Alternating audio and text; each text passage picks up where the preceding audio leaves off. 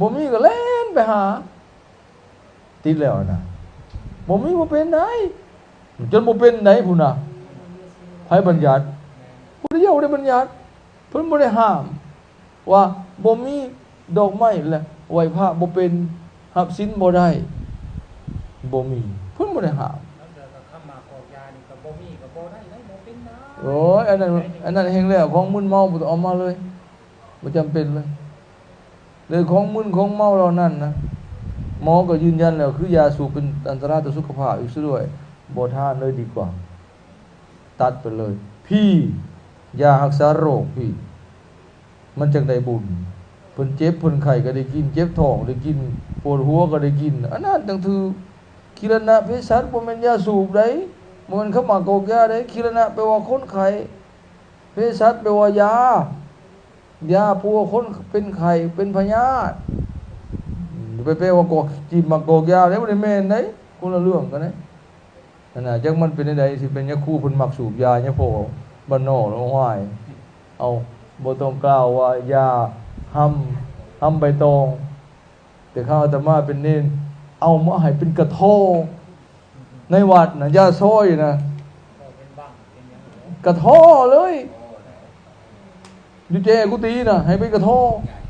เอาพ่อเลยเนาะจังซั่นเอาสมมาพาควรเด้อเรื่องอามิตรบูชาจังซั่นเฮาเน้นถึงจะวัตถุที่เป็นประโยชน์ใช้สอยให้บูชาในลักษณะนี้อันนี้ก็แม่นคือกันนะนี่เฮาให้นี่คือกันคันเอาบูชาก็ให้มันใช้ได้นะเห็นบอกคือเฮาสิแต่งผ้าบูชาเห็นบ่แต่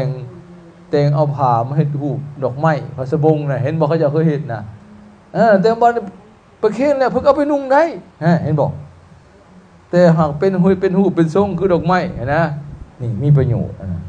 คันดอกไม้แห้งดอกไม้ยางก็งามแต่ในตาเศรษฐศาสตร์ปัจจมอนหลวงใหญ่โตก็งามแต่ในตา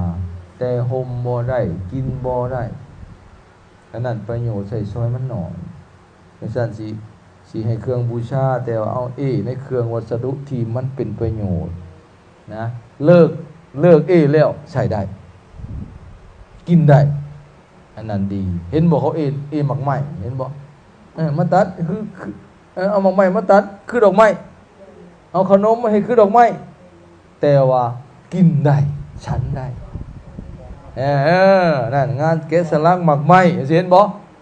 ยากบูชาพระหรือเอาหมักไม้บูชาพระเสสังมังคลังฉันได้นั่นยังมีประโยชน์แต่ว่าดอกไม้หลายๆกินบ่ได้แล้วเลิกงานขนไปทิ่ม